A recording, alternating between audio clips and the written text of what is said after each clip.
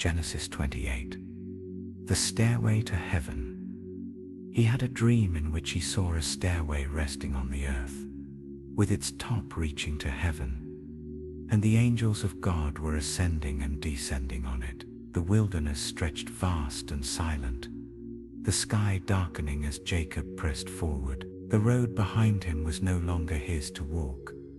His brother Esau's anger had seen to that. The home he had known, the land where he had grown, was now only a memory, left behind in the shadow of his deception. His mother, Rebekah, had sent him away, urging him to flee to his uncle Laban in Haran. There he would be safe, there he would find a new beginning. But between him and that future lay a journey long and uncertain, and on this night, he was alone. The air carried the chill of the coming night, wrapping around him as the last light faded. He had no tent, no shelter, no soft place to lay his head, only the open sky and the barren earth. He searched the ground, and found a stone, setting it beneath his head as a pillow. It was not much, but it would do. Sleep came slowly, creeping in as his thoughts swirled. But as his body rested, something greater stirred, a dream, a vision. A stairway rose before him, stretching from the earth to the heavens. Its base was set upon the ground where he lay, its top lost in the glory above, and upon it, angels ascended and descended, moving between the realm of man and the throne of God. And there, above it all, stood the Lord. I am the Lord, the God of your father Abraham, and the God of Isaac, the voice declared, strong and unshaken. I will give you and your descendants the land on which you are lying. Your descendants will be like the dust of the earth, and you will spread out to the west and to the east, to the north and to the south. All peoples on earth will be blessed through you and your offspring. I am with you and will watch over you wherever you go, and I will bring you back to this land. I will not leave you until I have done what I have promised you. The words settled upon Jacob, sinking deep into his spirit. He was a man running from his past, but now he had been given a glimpse of his future, a future held not by his own strength, but by the hands of the Almighty. The vision faded, and morning broke. The first light of dawn bathed the land in soft gold as Jacob stirred, his heart still trembling from what he had seen. He sat up, his eyes scanning the place around him. It looked the same, but it was not the same. It could never be the same. Surely the Lord is in this place, and I was not aware of it. Reverence filled him as he took the stone upon which he had laid his head and set it upright, pouring oil over it as an offering. This place, this ordinary lonely place, had become something sacred, and he named it Bethel, the house of God. Jacob had left his home in uncertainty, his future unclear, but now, he walked forward not just as a man on a journey, but as a man with a promise. He would not walk alone, for the stairway remained, a bridge between heaven and earth, a sign that the God of Abraham and Isaac was now the God of Jacob too. Exodus 14. The Red Sea. God makes a way, the Lord will fight for you. You need only to be still.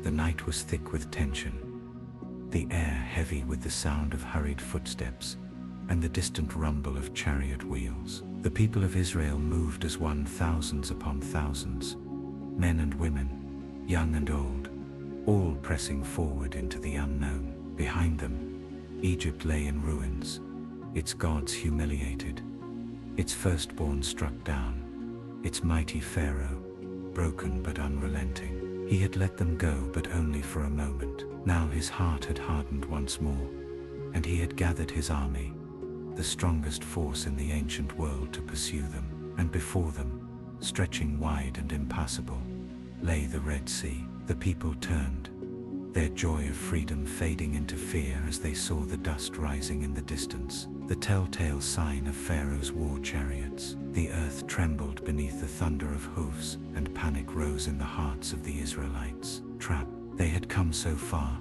endured so much, only to find themselves cornered between an unstoppable army and an unmovable sea. They cried out to Moses, fear gripping their voices. Was it because there were no graves in Egypt that you brought us to the desert to die? What have you done to us by bringing us out of Egypt? It would have been better for us to serve the Egyptians than to die in the wilderness. Moses stood firm, though the weight of their fear pressed upon him. His own heart must have wavered. His own mind must have questioned. But his spirit held to the promise of God. Do not be afraid, he declared. Stand firm, and you will see the deliverance the Lord will bring you today. The Egyptians you see today, you will never see again. The Lord will fight for you. You need only to be still. But deliverance would not come by standing still. The voice of the Almighty rang out.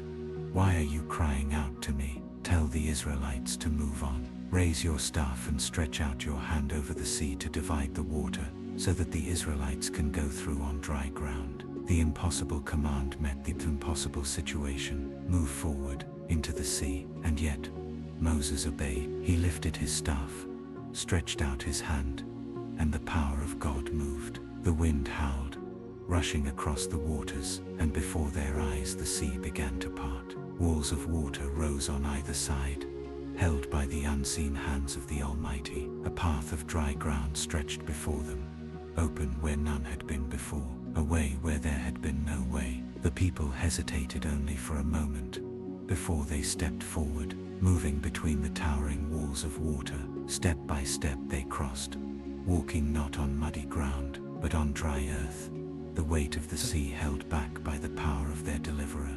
Behind them, the chariots came, Pharaoh's army, relentless in pursuit. The thunder of their approach grew louder, closer, filling the people with fear once more. But the Lord was not finished. As the Egyptians charged into the seabed, confusion struck them. Wheels jammed, horses reared, panic spread among the ranks. And then, the voice of the Lord came again. Stretch out your hand over the sea, so that the waters may flow back over the Egyptians, their chariots, and their horsemen. Moses obeyed, and the walls of water, held back for Israel's salvation, now rushed forward in judgment. The chariots disappeared beneath the waves. The horses were swallowed whole. The soldiers who had once stood as symbols of Pharaoh's power were seen no more. The sea closed over them, and silence fell.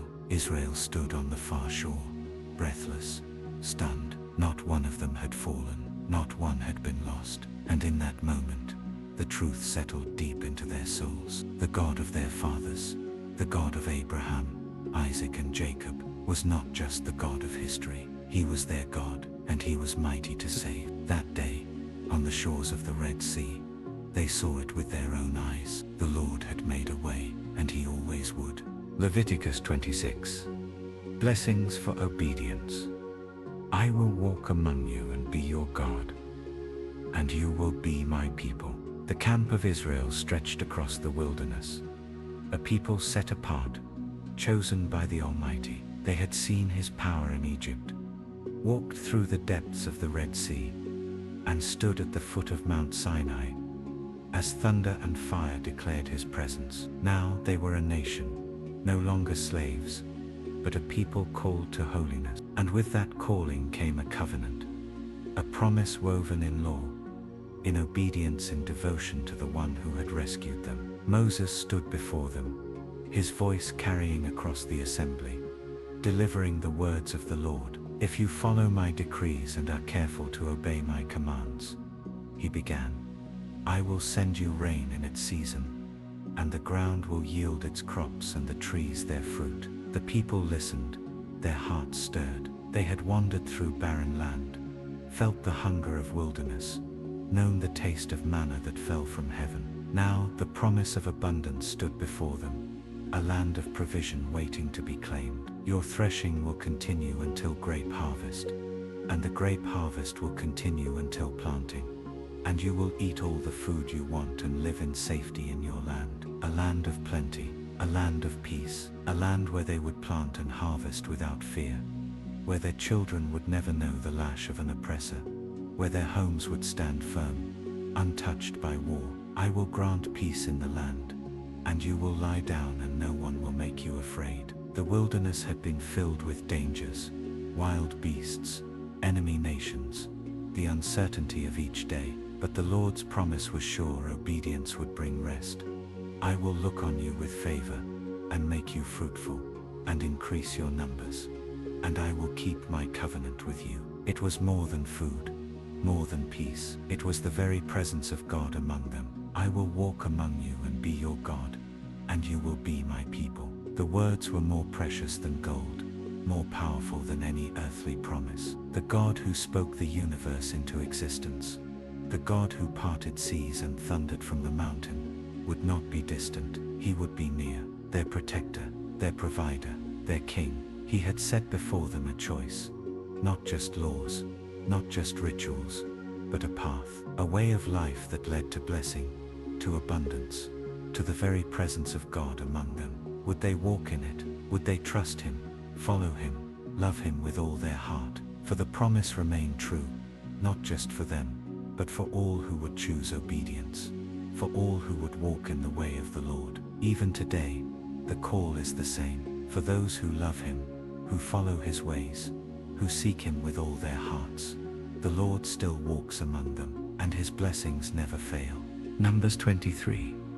God's promises cannot be broken. God is not a man, that he should lie, nor a son of man, that he should change his mind. Does he speak and then not act?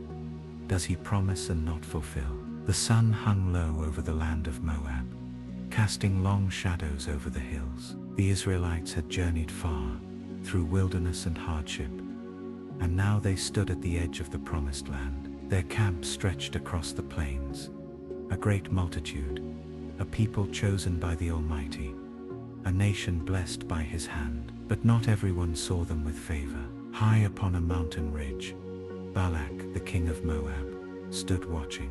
His heart was filled with fear. The Israelites had come too close. He had heard of what their God had done, how he had shattered Egypt, how he had parted the Red Sea, how he had given them victory over mighty kings. And now they were here, desperate. Balak sent for Balaam, a man known for his power with words. Come, he had pleaded, curse these people for me, because they are too powerful for me. Perhaps then I will be able to defeat them. And so Balaam came. 3 times Balak built altars, offered sacrifices, and waited for the curse he longed to hear. 3 times Balaam stood upon the heights, gazing down upon the camp of Israel, waiting for the words to come. But then, the Lord put a message in Balaam's mouth. He turned to Balak, his voice firm, unshaken. How can I curse those whom God has not cursed? How can I denounce those whom the Lord has not denounced? Balak's face darkened. This was not what he had paid for. This was not the power he had sought. Perhaps Balak urged, from another place you will see them differently. Again Balaam stood upon the mountain. Again the Lord spoke. Again the answer was the same. I have received a command to bless. He has blessed and I cannot change it. The king's anger burned. If you will not curse them, at least do not bless them. But Balaam could not be moved. God is not a man, that he should lie, nor a son of man, that he should change his mind. Does he speak and then not act? Does he promise and not fulfill? Balak had trusted in earthly power, in human schemes, in the belief that a curse could undo the will of the Almighty. But the truth stood firm. God's promises could not be broken. The people of Israel were his. His hand was upon them, his favor unshaken, his covenant unbreakable. No king could undo it. No sorcerer could reverse it. No enemy could stand against it. From the heights of the mountain, Balaam gazed upon the camp of Israel, and the Spirit of the Lord came upon him. How beautiful are your tents, O Jacob, your dwelling places, O Israel. Like valleys they spread out, like gardens beside a river, like aloes planted by the Lord, like cedars beside the waters. A future lay ahead, one that no curse could erase, one that no enemy could destroy. A star will come out of Jacob, a scepter will rise out of Israel. The promise of a king, the promise of a savior. And though Balak raged, though the nations trembled, though kingdoms rose and fell, the word of the Lord stood firm. For when God blesses, none can curse. When he speaks, none can silence. When he promises, he fulfills. Even today his word remains. For those who trust in him, for those who walk in his ways, for those who stand upon his promises,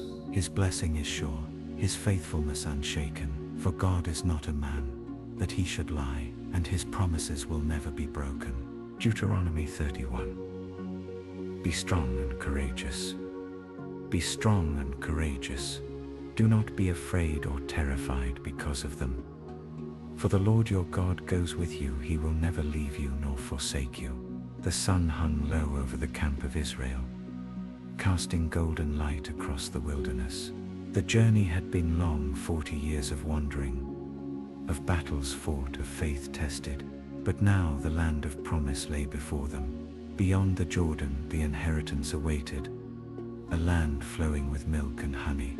Yet one great change loomed over the people. Moses, the servant of God, the leader who had stood before Pharaoh, who had parted the sea, who had spoken with the Almighty on the mountain. His journey was coming to an end. He had led them through the wilderness. He had interceded for them, wept for them, guided them with wisdom and patience. But he would not cross into the land. That task would fall to another. And so on this day before all Israel, Moses stood to speak his final words. I am now 120 years old, he said, his voice steady, filled with both sorrow and strength. The Lord has told me, you shall not cross the Jordan. A hush fell over the people. Their leader, the one they had followed for a lifetime, would not enter with them. But though Moses would not go, the promise of God remained. The Lord your God himself will cross over ahead of you. He will destroy these nations before you, and you will take possession of their land. It was not Moses who had brought them this far. It was not Moses who had given them victory. It was the Lord, the same God who had split the sea, who had provided manna in the wilderness, who had led them by cloud and fire, and he would not abandon them now. Then Moses turned to Joshua, the man chosen by God to lead in his place. Before the whole assembly he placed his hands upon him and declared, be strong and courageous, for you must go with this people into the land that the Lord swore to their ancestors to give them, and you must divide it among them as their inheritance. Joshua had been a warrior, a faithful servant, a man of great courage. Yet even he must have felt the weight of this moment, to stand where Moses had stood, to lead where Moses had led.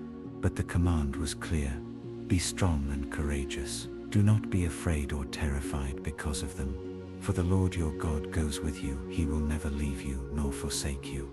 Not strength in his own ability, not courage in his own wisdom, but trust in the unfailing presence of God. Then Moses wrote down the law and gave it to the priests, the keepers of the covenant. He commanded them to read it aloud every 7 years so that all Israel, young and old, would remember the words of the Lord.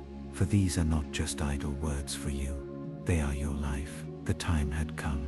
Soon Moses would climb Mount Nebo, look upon the land from afar, and take his final breath. But his words, his faith, his trust in the Almighty would remain. The journey was not over. The battles were not finished. The road ahead would be filled with trials, with enemies, with unknown challenges. But the promise was sure. The Lord would go before them. The Lord would fight for them. The Lord would never leave them nor forsake them. And so the command stands not just for Joshua, not just for Israel, but for all who walk in faith. Be strong and courageous, not because the battle is easy, not because the road is clear, but because the one who calls you is faithful. Whatever lies ahead, whatever giants stand in your way, whatever fears threaten to hold you back, know this, you do not walk alone. For the Lord your God goes with you, and he will never leave you nor forsake you. Joshua 1. The Lord goes before you. Have I not commanded you? Be strong and courageous. Do not be afraid. Do not be discouraged. For the Lord your God will be with you wherever you go. The winds of change swept across the Jordan. The wilderness lay behind them, its trials and lessons now part of their past. Before them stretched the land of promise, a land spoken of for generations, a land given by God's own hand. But one great shift had come. Moses, the servant of the Lord, was gone. For 40 years he had led them, guiding them through deserts, standing before Pharaoh, speaking with God face to face. But now his time was over. and the mantle of leadership had passed to another, Joshua, the warrior, the faithful one, the man who had stood with Caleb and believed when others doubted, the one who had walked through the wilderness, but never lost sight of the promise. Now he stood at the edge of something new, and then the voice of the Almighty came. Moses, my servant, is dead. Now then, you and all these people, get ready to cross the Jordan River into the land I am about to give them. The time had come. No more waiting, no more wandering, no more wandering, no more looking back. I will give you every place where you set your foot, as I promised Moses. Your territory will extend from the desert to Lebanon, and from the great river, the Euphrates, to the Mediterranean Sea in the west. Every step Joshua took would be upon land that had already been given, not by conquest, not by his own strength, but by the decree of the Lord. And then the promise: no one will be able to stand against you all the days of your life. As I was with Moses, so I will be with you.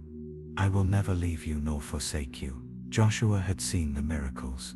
He had seen the Red Sea part, the manna fall, the pillar of fire guide them through the night. And now the same God who had walked with Moses promised to walk with him. But the command came, not once, not twice, but 3 times. Be strong and courageous. The task ahead would not be easy. Battles would come, walls would stand tall, enemies would rise. But fear was not an option. Why? Because the Lord himself was going before him. Be careful to obey all the law my servant Moses gave you. Do not turn from it to the right or to the left, that you may be successful wherever you go.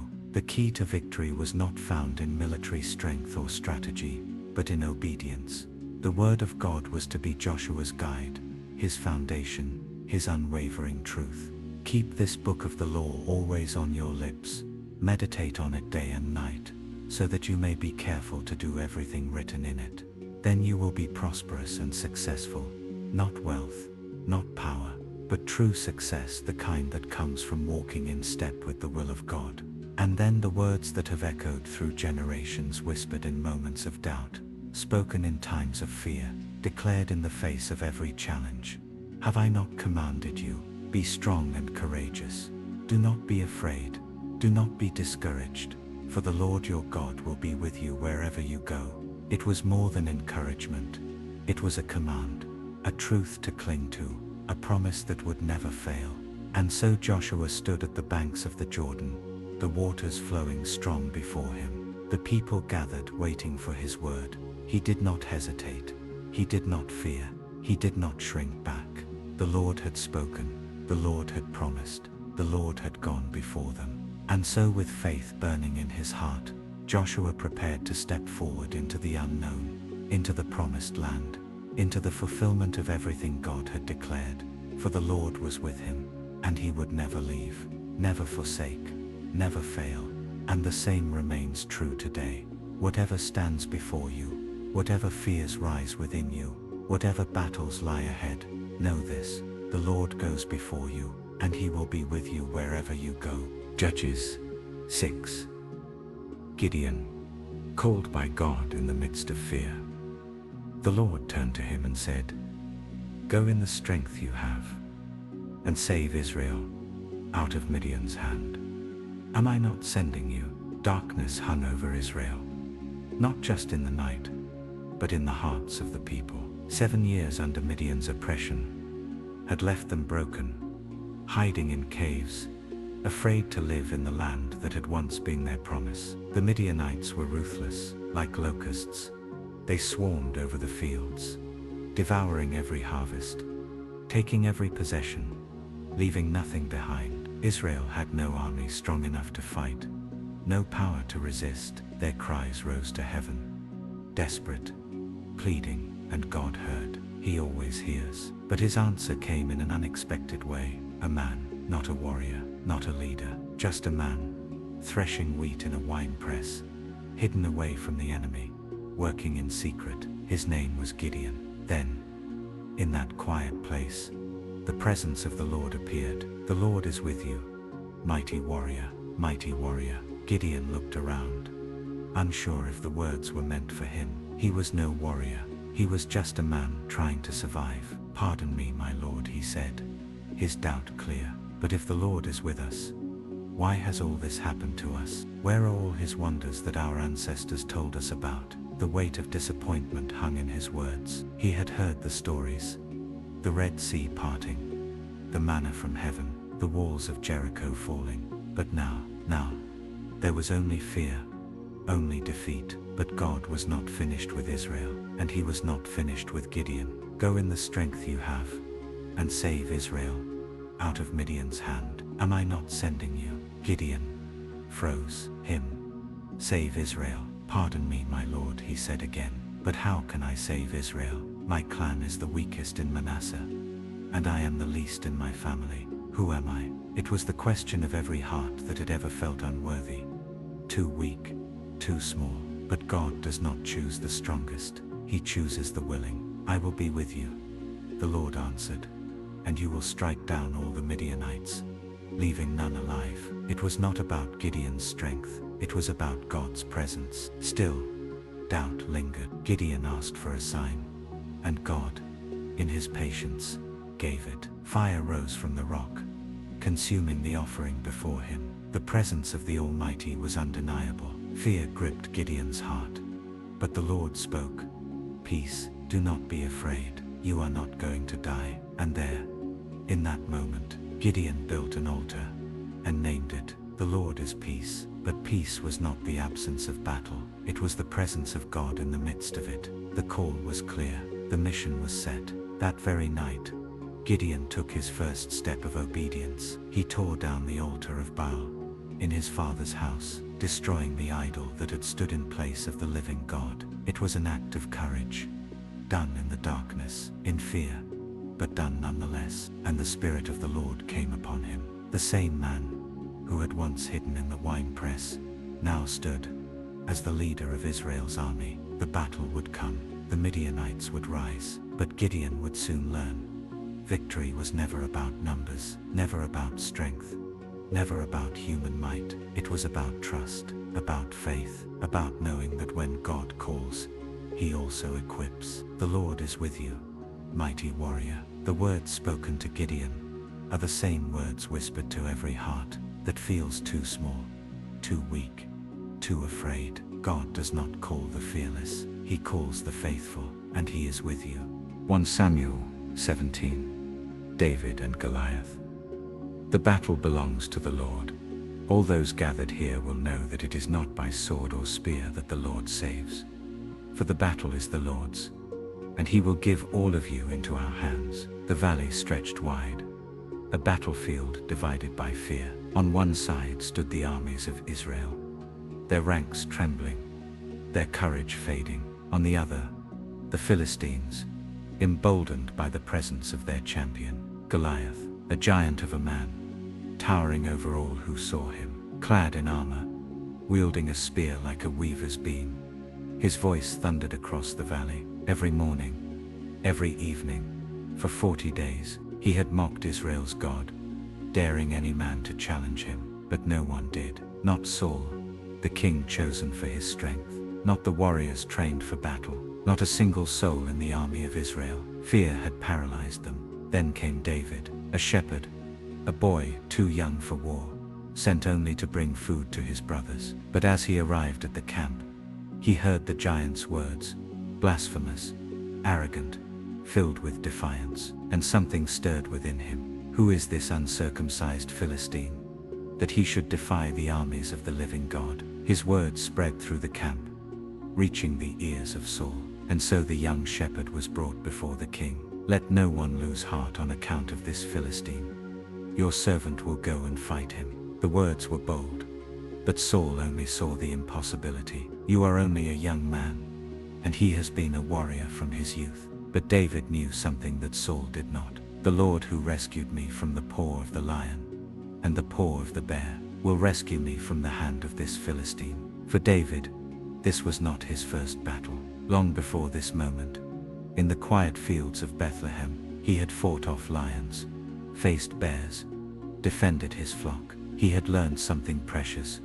Victory was never in his own strength, but in the power of the Lord. And so, with only a sling and 5 smooth stones, he stepped onto the battlefield. Goliath laughed. "Am I a dog, that you come at me with sticks?" The Philistine cursed him, mocked him, swore to feed his flesh to the birds. But David was not afraid. "You come against me with sword and spear and javelin, but I come against you in the name of the Lord Almighty." Then he ran forward, 1 stone, 1 shot. The air stood still as the stone flew from the sling, guided by the hand of the Almighty. It struck the giant's forehead, sinking deep, and Goliath, the warrior of the Philistines, fell to the ground. Silence. Then, a roar of victory. Israel's fear turned to triumph, for they had seen the power of God. David had no sword, no armor, no strength of his own, but he had something greater: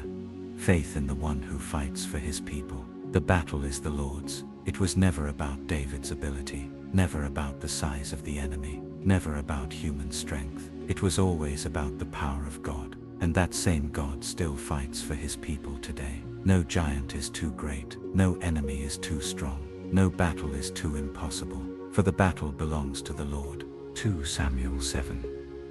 God's everlasting covenant. Your house and your kingdom will endure forever before me. Your throne will be established forever. The night was still, the city of Jerusalem quiet beneath the stars. Within the walls of his palace, King David sat in deep reflection. God had been faithful. Once a shepherd in the fields of Bethlehem, he had been called, anointed, and led through trials beyond measure. He had faced giants, fled from Saul, and fought many battles. And now, at last, he sat upon the throne of Israel, victorious, blessed, and at peace. But something unsettled his heart. He lived in a palace of cedar, while the Ark of the Covenant, God's presence among his people, remained in a tent. Here I am, living in a house of cedar, while the Ark of God remains in a tent. David longed to build a temple, a place where the glory of the Lord could dwell permanently. And when he shared this desire with Nathan the prophet, Nathan encouraged him. "Whatever you have in mind, go ahead and do it, for the Lord is with you." But that night, God spoke to Nathan, and his answer was not what David expected. "Are you the one to build me a house to dwell in?" God did not need a temple. He had never asked for one. From the wilderness to the promised land, he had dwelled among his people in a tent, moving with them, leading them. But then, God spoke a promise beyond anything David could have imagined. "The Lord declares to you that the Lord himself will establish a house for you." David had wanted to build a house for God, but instead, God would build a house for David, a kingdom, a dynasty, an everlasting covenant. "When your days are over, and you rest with your ancestors, I will raise up your offspring to succeed you, your own flesh and blood, and I will establish his kingdom." A son would come after David, Solomon, who would build the temple. But the promise did not end with him. "Your house and your kingdom will endure forever before me. Your throne will be established forever." This was more than a promise to David. It was a prophecy of the Messiah. From David's lineage would come one greater than Solomon, a king not just over Israel, but over all the earth. A kingdom not of stone and cedar, but of righteousness and peace. Jesus Christ. He would be the fulfillment of God's covenant, the Son of David, the eternal King, the one whose reign would have no end. When David heard these words, he was overwhelmed. He went before the Lord and bowed low. "Who am I, Sovereign Lord, and what is my family, that you have brought me this far?" Gratitude poured from his heart, not for riches, not for victories, not for the throne, but for the faithfulness of God. "How great you are, Sovereign Lord! There is no one like you, and there is no God but you." David had wanted to build something for God, but instead, God was building something far greater, a promise that would endure beyond time, beyond kings, beyond history itself, a covenant that would lead to the cross, a throne that would last forever. Even now, the King reigns. His name is Jesus. His kingdom is eternal, and his promise never fails. 1 Kings 8. Solomon's prayer. The Lord fills the temple. And when the priests came out of the holy place, a cloud filled the house of the Lord, so that the priests could not stand to minister because of the cloud. For the glory of the Lord filled the house of the Lord. The morning air was thick with the scent of burning incense, the air humming with the low murmur of thousands gathered. The great city of Jerusalem stood still, the people holding their breath, their eyes fixed upon the temple, the house of the Lord finally complete. Solomon, son of David, stood before the great altar, his heart pounding with the weight of this moment. The labor of years, the prayers of generations had led to this day. The temple rose in magnificent splendor, its golden walls catching the first light of dawn. Inside, the priests moved with careful precision, bearing the Ark of the Covenant, its presence a reminder of the God who had led his people from slavery to promise, from wandering to home. Step by step, they carried it into the holy place, into the most holy place, setting it beneath the wings of the cherubim. The moment their task was complete, they turned to leave, and then it happened. A cloud, thick and heavy, descended into the temple. It was not the haze of smoke, nor the mist of morning. It was the very presence of the Almighty. A hush fell over the crowd as the priests staggered back, unable to stand, unable to minister. The weight of glory was too great, the holiness too overwhelming. The Lord had come to dwell in his house. Solomon lifted his hands toward the heavens, his voice steady but filled with awe. The Lord has said that he would dwell in thick darkness, but I have built you an exalted house, a place for you to dwell forever. Then turning to face the people, Solomon stepped forward. The king who had been given wisdom beyond measure, who had built the house of God with the wealth of nations, now bowed before the one far greater than any throne or kingdom. He spread his hands toward the heavens and began to pray. O Lord God of Israel, there is no God like you in heaven above or on earth beneath, keeping covenant and showing steadfast love to your servants who walk before you with all their heart. The crowd listened in silence, the weight of his words settling upon them. They had seen the temple built, stone upon stone, but now Solomon spoke of something even greater, the faithfulness of God, the covenant that had never been broken. But will God indeed dwell on the earth? Behold, heaven and the highest heaven cannot contain you. How much less this house that I have built? He lifted his eyes, looking upon the towering structure before him, and yet he knew, no building, no matter how grand, could hold the fullness of God. Still, God had chosen to dwell among his people, to let his presence rest in their midst. His voice grew stronger, filled with urgency, as he interceded for his people. When your people Israel are defeated before the enemy because they have sinned against you, and if they turn again to you and acknowledge your name and pray, and plead with you in this house, then hear in heaven and forgive the sin of your people. His words carried the weight of generations, of past failures and future hope. He prayed for the nation, for the foreigner who would come seeking the Lord, for the sinner who would turn in repentance, for the battles that would be fought, for the land that would need rain. Whatever prayer, whatever plea is made by any man, or by all your people Israel, each knowing the affliction of his own heart, and stretching out his hands toward this house, then hear in heaven, your dwelling place, and forgive and act, and render to each whose heart you know. A woman in the crowd closed her eyes, her hands trembling as she clutched the hand of her child. She had known affliction, had walked through sorrow, had longed for mercy, and now, before her, the king was pleading for all who suffered, all who sought the face of the Lord. The final words of his prayer rose like incense. Let your eyes be open to the plea of your servant, and to the plea of your people Israel, giving ear to them whenever they call to you. A stillness fell over the assembly, and then fire from heaven, a flame descended, consuming the burnt offering on the altar. The people gasped, falling to their knees, faces pressed to the ground. The presence of God was not just within the temple, it was here, among them, consuming, refining, answering. A single cry broke the silence. The Lord is good. His steadfast love endures forever. Then another voice, and another, until the whole congregation, thousands upon thousands, lifted their voices in unison. The Lord is good. His steadfast love endures forever. Tears streamed down Solomon's face as he turned toward the temple, toward the throne of God on earth. The house was complete. The covenant was sure. The Lord had filled his dwelling place, and his people would never be the same. That night, as the people rejoiced, Solomon stood alone beneath the vast sky. The stars stretched like a canopy above him, and there, in the quiet, the Lord spoke to him. I have heard your prayer.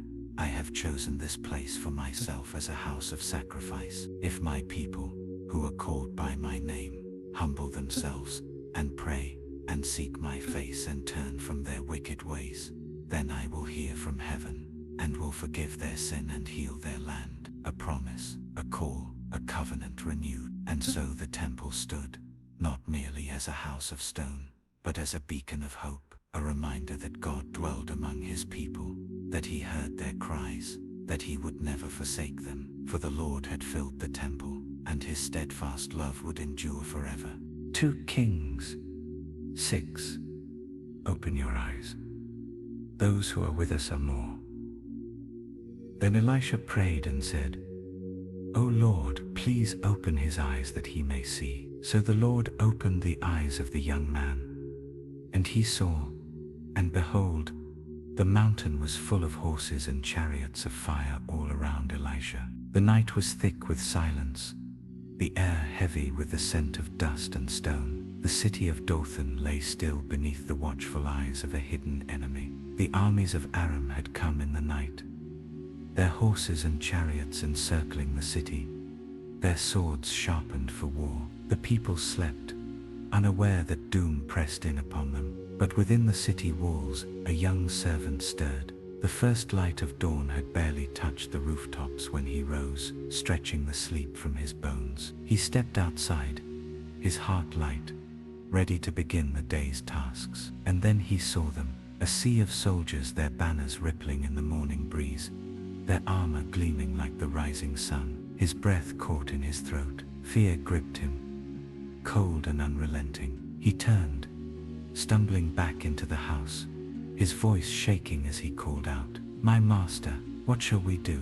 Elisha, the prophet of the Lord, stood from his place of rest, his face calm, untroubled. He stepped forward, laying a steady hand upon the servant's shoulder.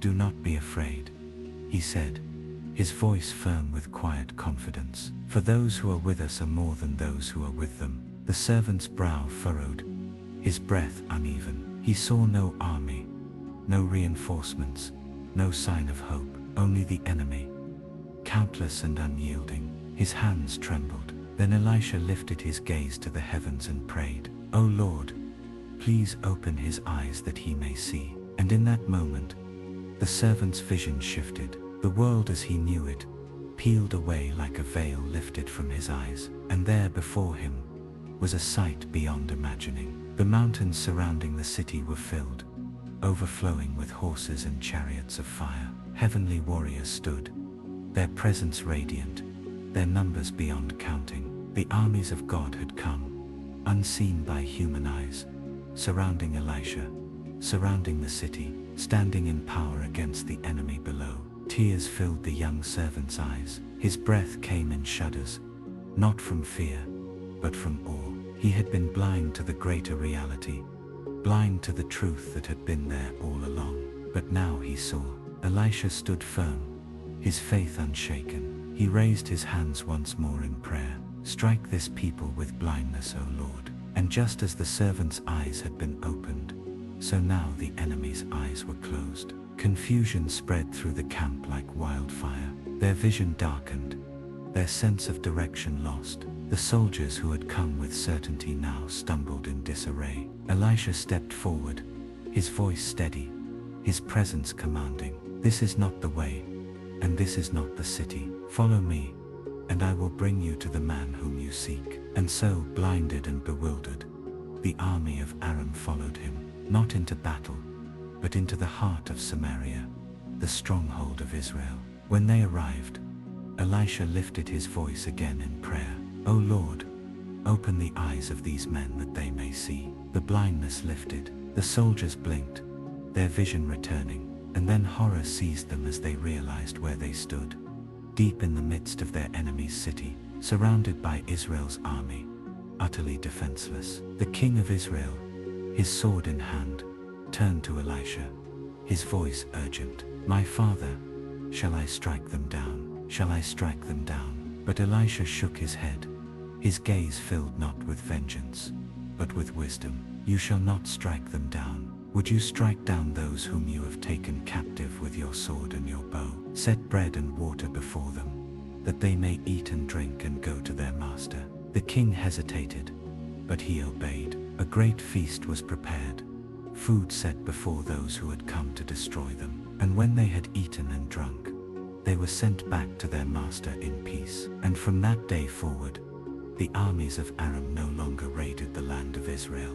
The young servant stood in the city, his heart forever changed. He had seen the unseen, had witnessed the armies of heaven standing guard over God's people. Fear had given way to faith, panic had given way to peace. Elisha's words lingered in his soul, a truth that would never fade. "Do not be afraid, for those who are with us are more than those who are with them." And so it remains. In the moments when the enemy surrounds, when the darkness presses close, when fear whispers that all is lost, may we remember what the servant could not see at first. The armies of the Lord stand ready. The battle belongs to him, and those who are with us are more. Ezra 3. The foundation of the Lord's house is laid, and all the people shouted with a great shout when they praised the Lord, because the foundation of the house of the Lord was laid.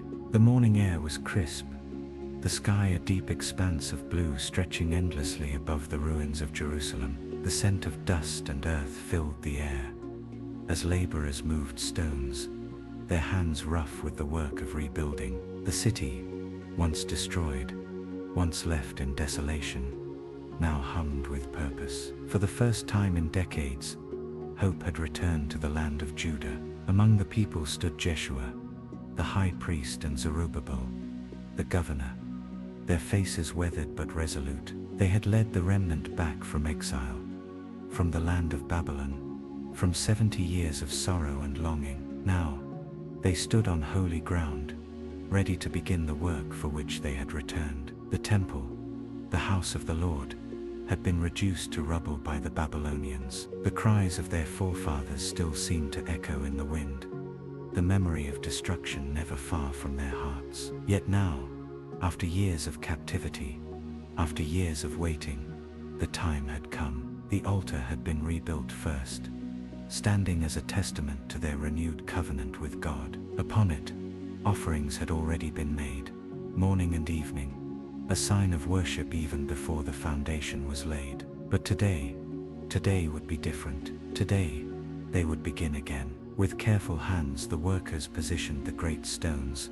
each one placed with precision, each one marking a new beginning. The people watched in silence, their breath held in reverence. And then, the sound of music filled the air. The Levites stood in their appointed places, their voices rising in song. Cymbals clashed, trumpets sounded, and the psalmists lifted their praise to the heavens. For he is good, for his steadfast love endures forever toward Israel. A great cry rose from the assembly, a shout of joy that echoed across the land. Tears streamed down the faces of the young, their hearts filled with the thrill of new beginnings. Children danced in the streets, elders lifted their hands in praise. For the first time in their lifetime, they saw the promise unfolding before them. Yet, mingled with the joy, another sound arose, a sound that carried the weight of memory. The elders, those who had seen the first temple, those who had once walked its great halls,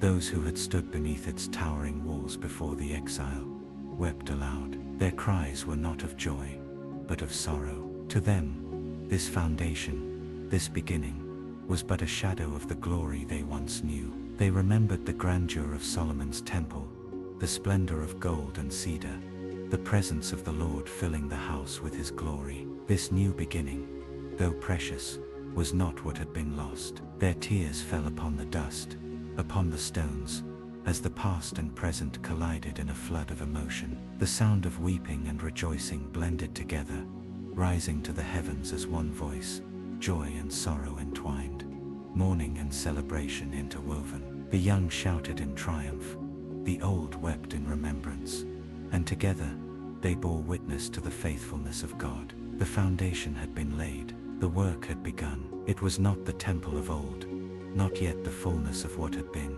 but it was the first step. And in that step was the promise of restoration, the hope that God was still with them, still faithful, still leading them forward. As the sun dipped low in the sky, casting golden hues upon the fresh-laid stones, the people lingered. Some knelt in prayer, others stood in silent reflection. The foundation was only the beginning, the road ahead still long. Opposition would come, trials would arise, but in this moment, they chose to rejoice, for the Lord had brought them home, and his steadfast love would endure forever. And so, the sound of weeping and the sound of rejoicing became one, a testimony to all generations that the God who had led them out of exile was the God who would complete what he had begun. The foundation had been laid, and the future of the house of the Lord was in his hands. Nehemiah 1. A prayer for restoration.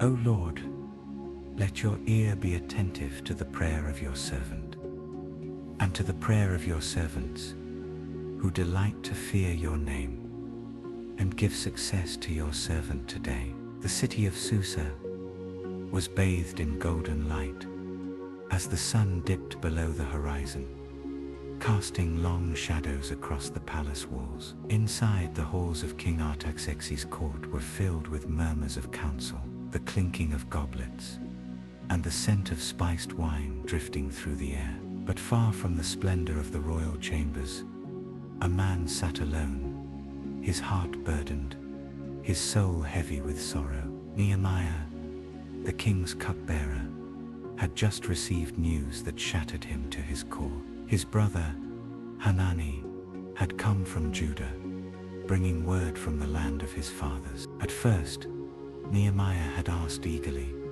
desperate for news of those who had returned from exile, of the city of Jerusalem, the place where God's name once dwelled. But the words that followed were not ones of triumph, but of tragedy. The remnant there in the province, who survived the exile, is in great trouble and shame. The wall of Jerusalem is broken down, and its gates are destroyed by fire. The walls, the very protection of the holy city, lay in ruins. The gates that once stood as symbols of strength were now charred remnants of their former glory. The people were vulnerable, exposed, left in disgrace. The city of David, the place where the Lord had chosen to make his dwelling, was but a shadow of its past. Nehemiah could not contain his grief. His knees gave way, and he sank to the ground, covering his face with trembling hands. Tears fell freely, his chest heaving with the weight of sorrow. The pain of his people,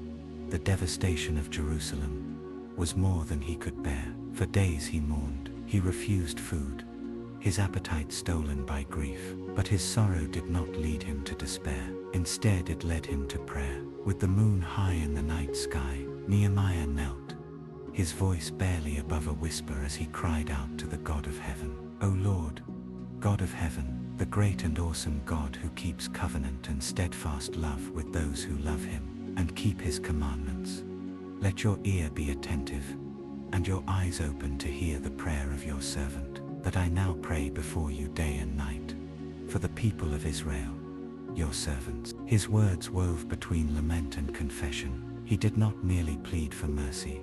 He acknowledged the sins of his people, the transgressions that had led them into exile, the disobedience that had brought destruction upon their heads. We have acted very corruptly against you, and have not kept the commandments, the statutes, and the rules that you commanded your servant Moses. He did not separate himself from the guilt of Israel, but took it upon himself, interceding on their behalf as one among them. But even in his confession, he clung to the promises of God, the covenant that had not been forgotten. Remember the word that you commanded your servant Moses, saying, If you are unfaithful, I will scatter you among the peoples. But if you return to me and keep my commandments and do them, though your outcasts are in the uttermost parts of heaven, from there I will gather them and bring them to the place that I have chosen, to make my name dwell there. He lifted his face toward the heavens, tears still glistening in his eyes. His voice grew stronger, not in despair, but in faith. They are your servants and your people, whom you have redeemed by your great power and by your strong hand. Nehemiah did not merely pray for comfort, he prayed for restoration. He prayed for action. He prayed for the Lord to move, to bring forth a new beginning, to raise up those who would rebuild what had been torn down. He exhaled, steadying his heart, and then made a final plea. O Lord, let your ear be attentive to the prayer of your servant, and to the prayer of your servants who delight to fear your name, and give success to your servant today, and grant him mercy in the sight of this man. He was but a cupbearer in a foreign land. He had no army, no riches, no authority, and yet he believed that the Lord could use him. He would go before the king. He would plead for the sake of Jerusalem, and he would trust in the God who had never abandoned his people. The night was still, the city slept, but in the quiet chambers of the palace, a man had prayed a prayer that would change the course of history. Nehemiah had wept, but he would not weep forever.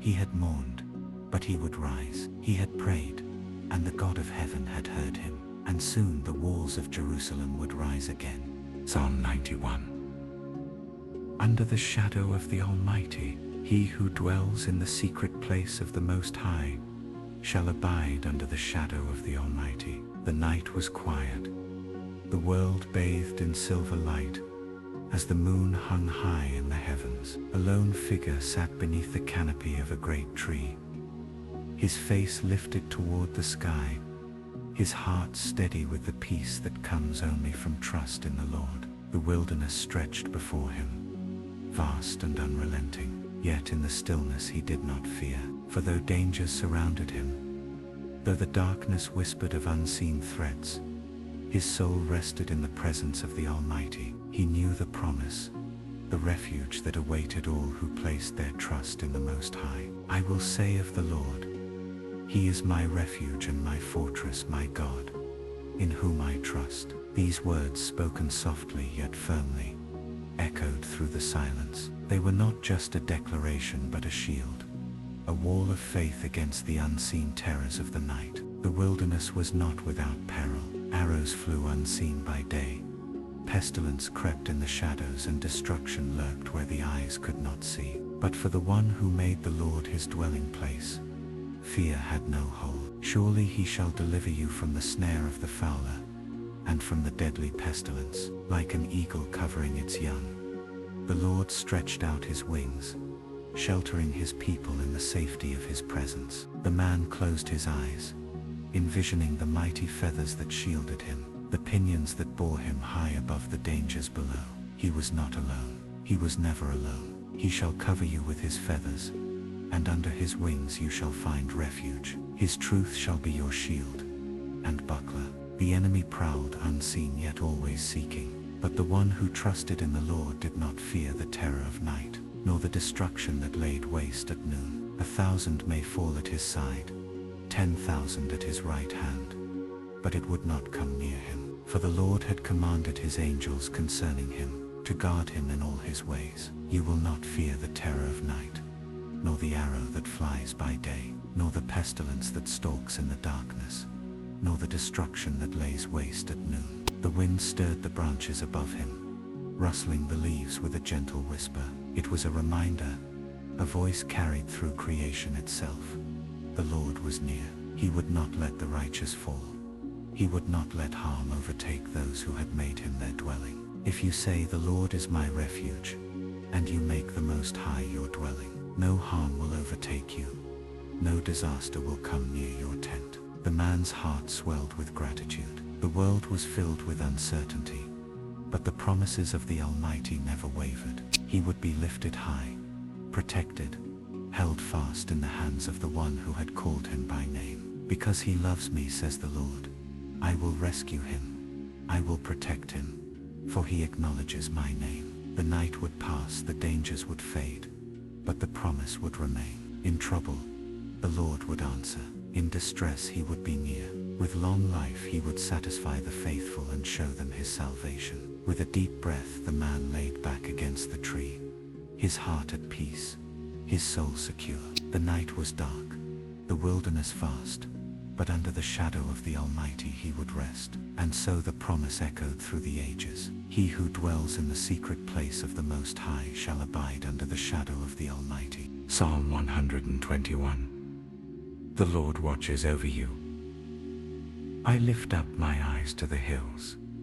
Where does my help come from? My help comes from the Lord, the maker of heaven and earth. The sun hung low in the sky, casting golden hues over the rugged hills. A lone traveler made his way along a winding path, his steps slow but steady. The journey had been long, the road filled with trials, yet his spirit was unwavering. His heart held on to a truth that had carried him through many seasons of hardship. He was not alone. As he gazed up at the towering mountains before him, a question formed on his lips, whispered into the cool breeze of the evening. Where does my help come from?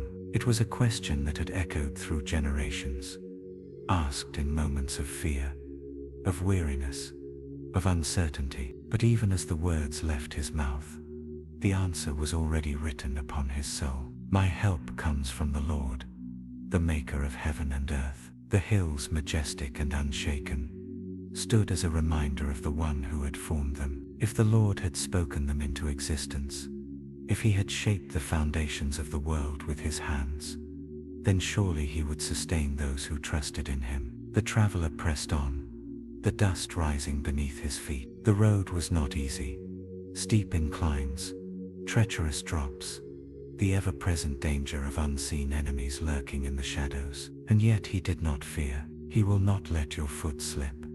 He who watches over you will not slumber. He had seen it before. How many times had the Lord guided his steps, keeping him from falling, protecting him from dangers unseen, through the wilderness, through storms, through moments when he felt he could go no further. The Lord had been his steady ground. He paused, breathing deeply, feeling the weight of the journey upon his shoulders. Night was approaching, the sky darkening, but his heart remained steadfast. Indeed, he who watches over Israel will neither slumber nor sleep. The thought brought comfort. He served a God who never rested, never closed his eyes, never grew weary. While the world succumbed to the weakness of flesh, the Lord remained vigilant, his gaze never wavering from those who belonged to him. The traveler wrapped his cloak around him. As the coolness of night settled in, a gentle wind stirred the trees, their leaves whispering in the silence. But even in the darkness,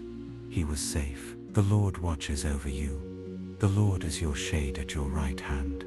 The sun will not harm you by day, nor the moon by night. He had known days of scorching heat, where the sun beat mercilessly upon his back, draining his strength. He had endured nights of bitter cold, where loneliness crept in like an uninvited guest. And yet the Lord had been his shade, his covering, his shelter. He had never been abandoned. As he lifted his eyes once more, a peace settled over him. The road stretched far ahead. The journey was not yet finished, but he walked forward without fear. The Lord will keep you from all harm. He will watch over your life. The words were more than a promise. They were a certainty. No trial, no storm, no enemy could undo what the Lord had decreed. He was the guardian of his people, the keeper of their souls, the protector who walked beside them through every valley, over every mountain. The traveler stepped forward, his heart light. He did not know what lay beyond the horizon, but he knew the one who would go before him. The Lord will watch over your coming and going both now and forevermore. And so, with faith as his guide, he continued on his way, knowing that he walked under the watchful eye of the Almighty. The journey would not be easy. The road would not always be smooth, but he would never walk it alone. For the Lord, the maker of heaven and earth, would always be his help. Proverbs 3. Trust in the Lord with all your heart. Trust in the Lord with all your heart, and lean not on your own understanding. In all your ways submit to him, and he will make your paths straight. The morning light stretched across the land, golden rays illuminating the quiet streets of the village. An elderly man sat outside his home, his hands folded over his staff, his gaze fixed on the horizon. He had seen many seasons come and go, had watched the years weave their stories into the fabric of his life. But through it all, one lesson had stood above the rest.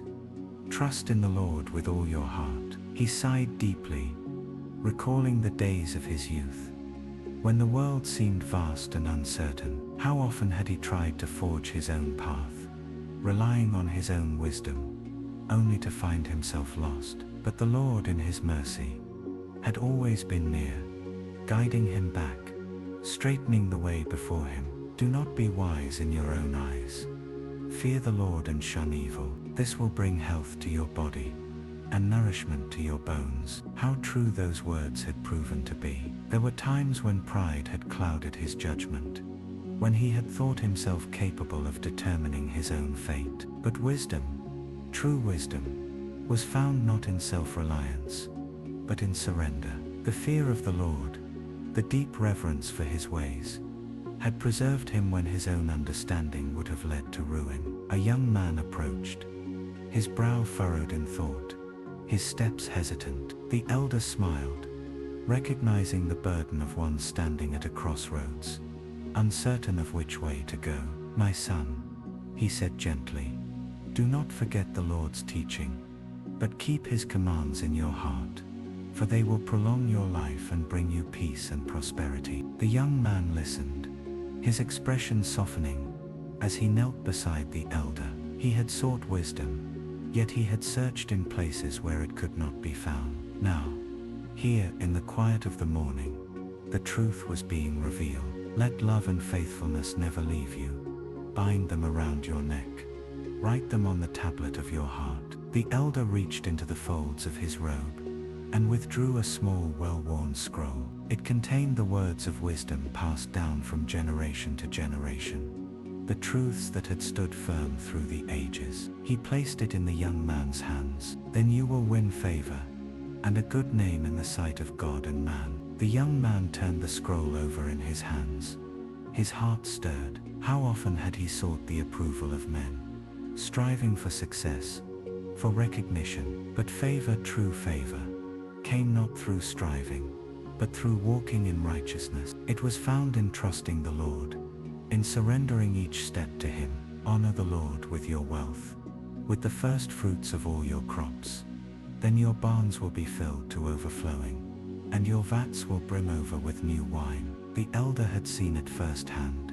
Those who honored the Lord, who gave freely and trusted in his provision, never lacked. They were like trees planted by streams of water, always bearing fruit in due season. But those who clung tightly to their own wealth, who placed their security in possessions rather than in God, found themselves empty, always searching but never satisfied. My son, do not despise the Lord's discipline, and do not resent his rebuke, because the Lord disciplines those he loves, as a father the son he delights in. The young man looked up, his eyes searching the elder's face. He had known hardship, had faced trials that seemed unbearable, but now he saw them in a different light, not as punishments, but as the shaping hand of a loving father. Every difficulty, every correction, was an act of love, drawing him closer to the one who knew his path better than he did. Blessed are those who find wisdom, those who gain understanding, for she is more profitable than silver, and yields better returns than gold. Wisdom, it was not in riches, not in power, not in the fleeting things of the world. It was in knowing the Lord, in walking in his ways, in trusting him with every step. The young man bowed his head, the weight of his burdens lifting. He had come searching for direction, and he had found it, not in himself, not in the wisdom of the world, but in the unshakable truth of the Almighty. Her ways are pleasant ways, and all her paths are peace. The elder placed a hand on the young man's shoulder. His eyes filled with warmth. "Go now, my son," he said. "Walk in the way of wisdom. Trust in the Lord with all your heart, and he will make your path straight." And so, with the light of morning upon him, the young man rose and took his first steps upon the path of faith. His heart no longer troubled, his soul secure in the hands of the one who had promised to lead him. For those who trust in the Lord, the way is never uncertain. He is the guide, the protector, the one who goes before and makes the path straight. And so, the words echo through the ages. Trust in the Lord with all your heart, and lean not on your own understanding. In all your ways submit to him, and he will make your path straight. Ecclesiastes 3. A time for everything. There is a time for everything, and a season for every activity under the heavens. The wind moved gently through the fields, carrying with it the scent of earth and rain. An old man sat beneath the shade of an olive tree, his eyes tracing the slow movement of the clouds above. He had lived many years, seen many seasons, and had come to understand a truth that only time could teach. Everything had its appointed moment. He watched as a farmer in the distance cast seeds upon the soil, the beginning of new life, and he thought of the words that had been written upon his heart. A time to be born, and a time to die, a time to plant, and a time to uproot. Life moved in cycles, ever turning, ever shifting. The same hands that cradled new life would one day fold in sorrow. The same fields that bore fruit would one day lie fallow. And yet in all of it there was purpose. The seasons were not random. They were set by the one who held time itself. A time to kill, and a time to heal. A time to tear down, and a time to build. How often had he seen cities rise and fall, kingdoms come and go. The hands that once wielded swords had, in time, laid the foundation for new wars. Wars had been fought, wounds had been made, but healing always followed. The ruins of yesterday gave way to the hope of tomorrow. A time to weep, and a time to laugh. A time to mourn and a time to dance. Tears and laughter, two sides of the same coin. He had sat beside graves, his heart heavy with sorrow. He had also danced at weddings, his spirit lifted with joy. Both were necessary. Both were part of the story. No joy lasted forever, but neither did pain. Each had its place in the divine tapestry. A time to scatter stones and a time to gather them. A time to embrace and a time to refrain from embracing. There were moments to build and moments to break apart. Some relationships were meant to grow, to be nurtured, to flourish. Others, though painful, were meant to end. He had learned that love did not always mean holding on. Sometimes it meant letting go. A time to search and a time to give up. A time to keep and a time to throw away. How many things had he once chased, believing they would bring fulfillment? Riches, honor, power. He had sought them all, and yet in the end, they slipped through his fingers like sand. He had come to see that not all things were worth keeping. Some burdens had to be laid down so the hands could be free for greater things. A time to tear, and a time to mend. A time to be silent, and a time to speak. There were words that needed to be said, and there were moments when silence spoke louder than any voice. Wisdom was knowing the difference. He had seen the damage careless words could bring, but he had also seen how the right words, spoken at the right time, could heal wounds unseen. A time to love, and a time to hate. A time for war, and a time for peace. He had struggled with this truth. Was there truly a time for hate? And yet he had come to understand that there were things worth standing against. Evil, injustice, cruelty. Love did not mean tolerating wickedness. It meant pursuing righteousness. And just as war sometimes came before peace, struggle often preceded harmony. He sighed, running his fingers over the wrinkles of his hands, that had known both labor and rest. He had seen much in his days, But one question still lingered in his heart. What do workers gain from their toil? He had labored, he had built, he had stored up wealth, only to see time take it all away. And yet there was something deeper, something eternal at work. I have seen the burden God has laid on the human race. He has made everything beautiful in its time. The old man looked up at the sky, at the endless expanse of heaven stretching beyond what his eyes could see. There was a mystery in time, a rhythm orchestrated by the Almighty. He had come to understand that not all things made sense in the moment, but in time, beauty would be revealed. He has also set eternity in the human heart, yet no one can fathom what God has done from beginning to end. Eternity, something beyond this life, beyond the turning of the seasons. Man could chase after wisdom, after riches, after knowledge, but the fullness of God's plan remained just out of reach, and perhaps that was the way it was meant to be. Faith did not require full understanding. It required trust. He leaned back against the tree, closing his eyes, letting the weight of years settle upon him. He had seen enough to know this. I know that there is nothing better for people than to be happy and to do good while they live, that each of them may eat and drink, and find satisfaction in all their toil. This is the gift of God. Life was fleeting, time was relentless, but each moment was a gift. The days of laughter and the days of sorrow, the seasons of abundance and the seasons of lack, all were held in the hands of the Creator, and in that knowledge, there was peace. Whatever God does will endure forever.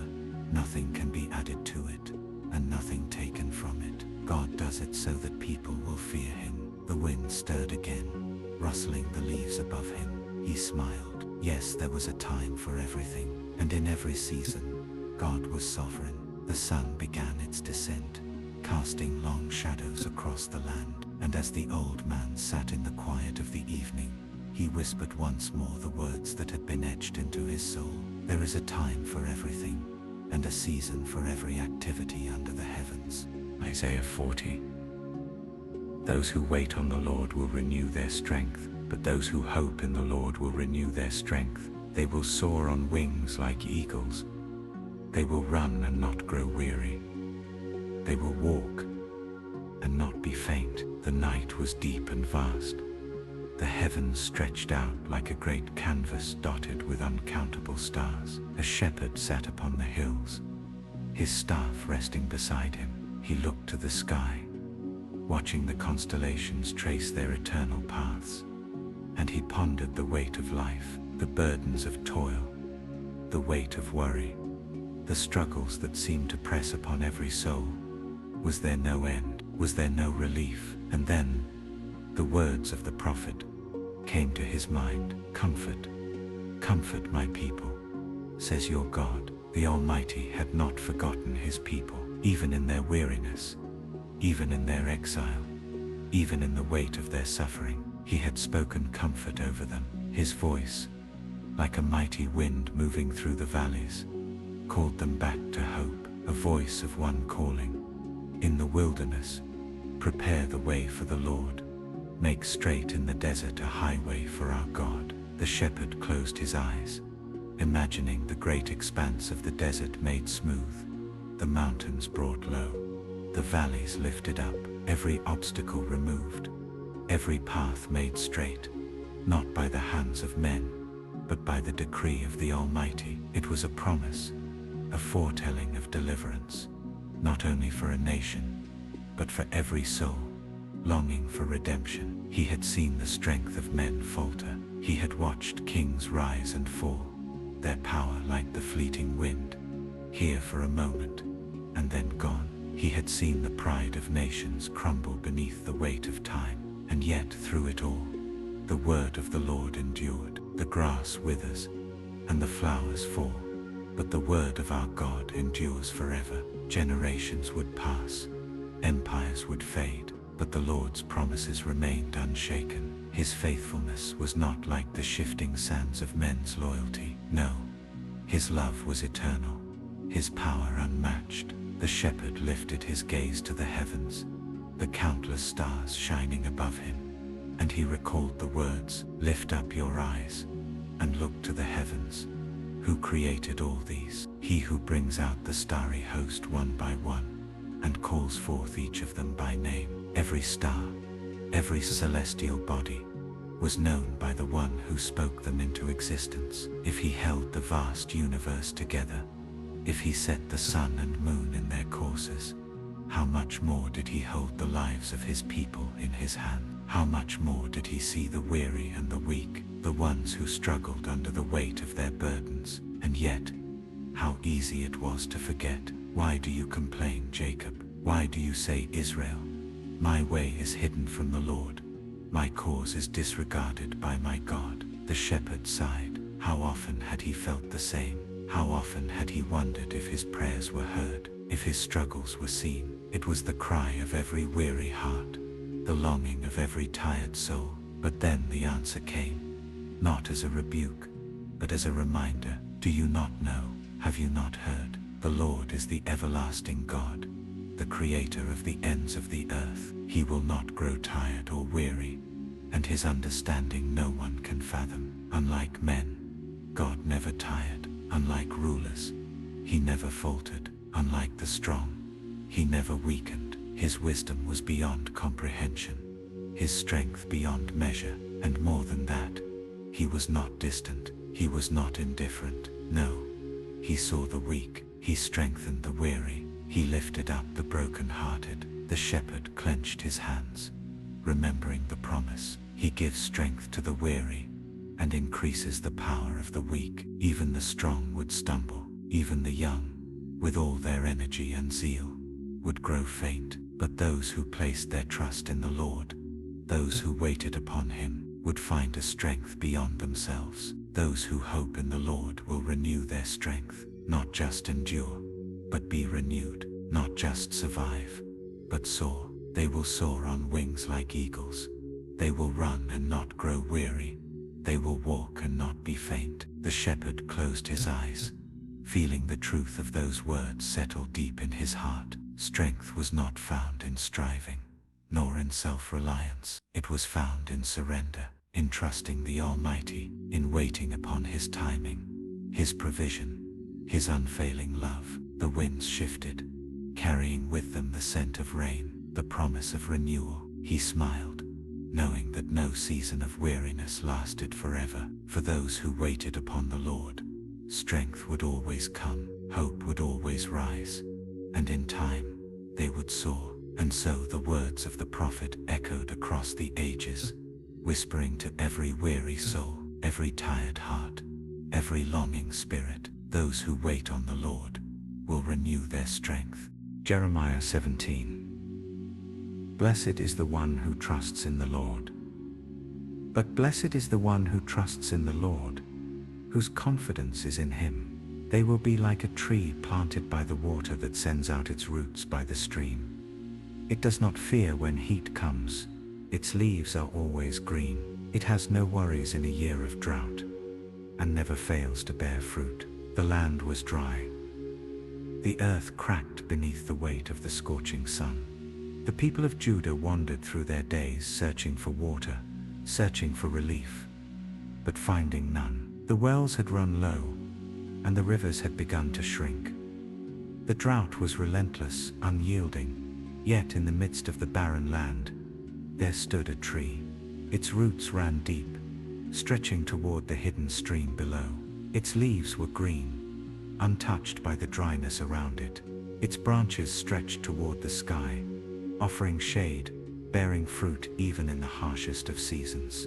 This was the image the Lord had given through the prophet Jeremiah, the image of those who put their trust in him. The people had forgotten. They had turned their hearts away, placing their trust in kings, in armies, in wealth, in idols that had no breath. They had built their lives upon the shifting sands of human strength, believing it would hold them firm. But now, as the heat of judgment bore down, as the drought of consequence settled upon them, they saw the truth. Cursed is the one who trusts in man, who draws strength from mere flesh, and whose heart turns away from the Lord. Like a bush in the wasteland, that man would wither. He would not see prosperity when it came.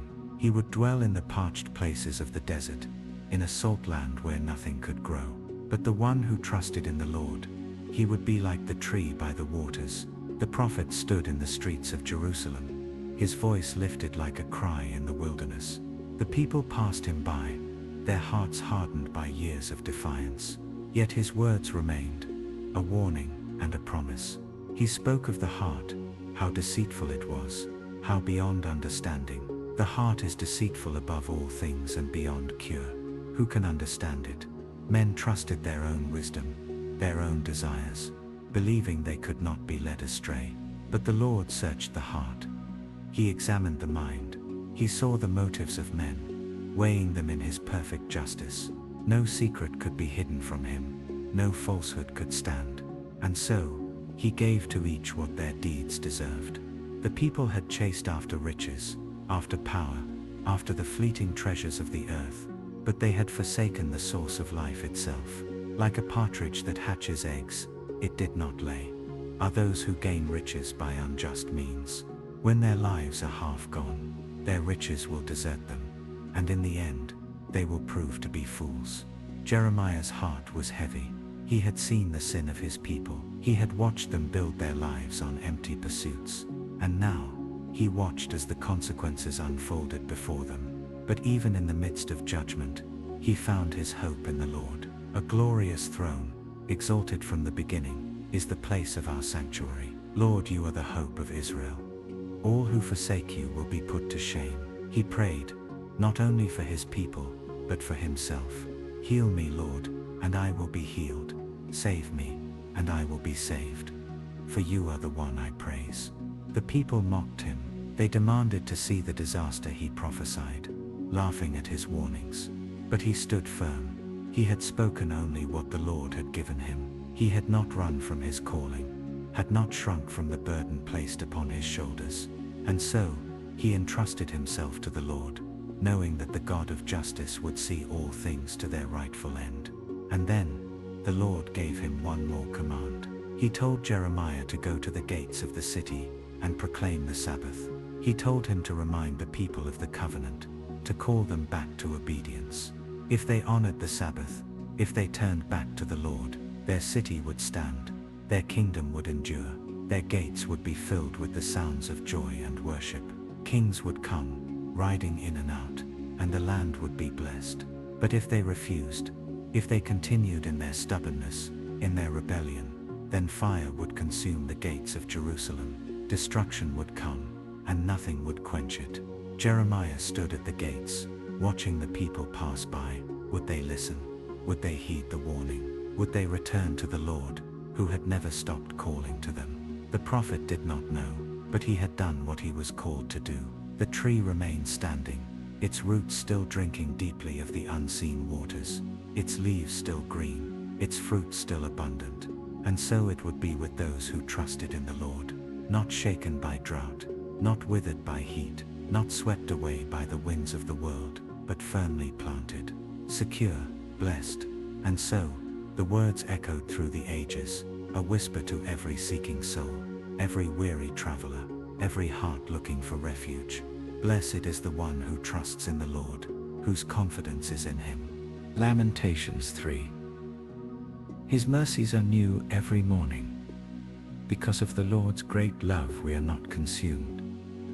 For his compassions never fail, they are new every morning. Great is your faithfulness. The city lay in ruins, the streets filled with silence. Smoke still lingered in the air, rising from the remnants of what once stood strong. A man walked through the desolation, his steps heavy with sorrow. His clothes were torn, his face streaked with the remnants of grief. He had seen suffering, had witnessed despair, had felt the weight of judgment come upon his people.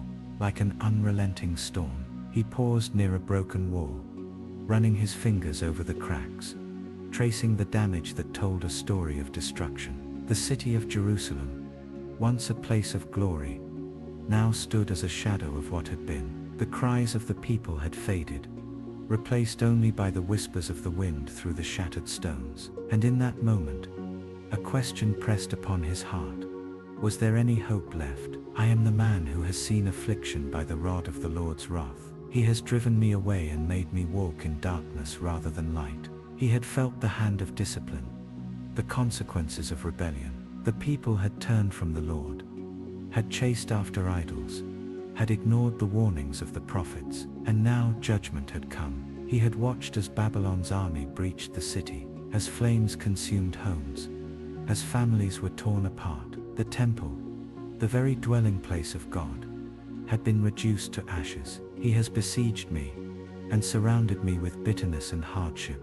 He has made me dwell in darkness like those long dead. Tears welled in his eyes as he sank to his knees. The weight of suffering pressed upon him. There was no denying it. This was a season of loss, of discipline, of sorrow that ran deep. And yet, even as the darkness threatened to overwhelm him, something stirred within his spirit, a whisper, a memory, a truth that would not be silenced. Yet this I call to mind, and therefore I have hope. Because of the Lord's great love we are not consumed, for his compassions never fail. Hope. It was a fragile thing, yet in that moment, it burned within him like a small but steady flame. He lifted his head, his gaze shifting from the ruins around him to the heavens above. The city had fallen, but the Lord remained. Judgment had come, but mercy was not far behind. They are new every morning. Great is your faithfulness. He exhaled, his breath forming a quiet prayer. The night had been long, the suffering great, but the morning would come. The sun would rise again, and with it the mercies of the Lord. His love had not failed, even in discipline. He had not abandoned his people. The Lord is my portion, therefore I will wait for him. He stood, brushing the dust from his hands. The sorrow was still there, the pain still real, but so was the promise. He had seen destruction, but he would also see restoration. For the Lord was not only a God of justice, he was a God of mercy, of redemption, of steadfast love that did not waver with the changing seasons. The Lord is good to those whose hope is in him, to the one who seeks him. It is good to wait quietly for the salvation of the Lord. He would wait, he would trust, he would believe that even now, in the midst of the ashes, the Lord was at work. The city may have crumbled, but God was not finished. He would rebuild, restore and renew. His mercies were not yesterday's provision alone. They were fresh, abundant, unwavering, and waiting with the dawn. He turned from the broken stones and began to walk, his steps lighter than before. The ruins would not remain forever. The sorrow would not last beyond its appointed time. For the God of Israel was faithful, and in that faithfulness, there was hope. Though he brings grief, he will show compassion. So great is his unfailing love. Morning was coming, and with it mercy anew.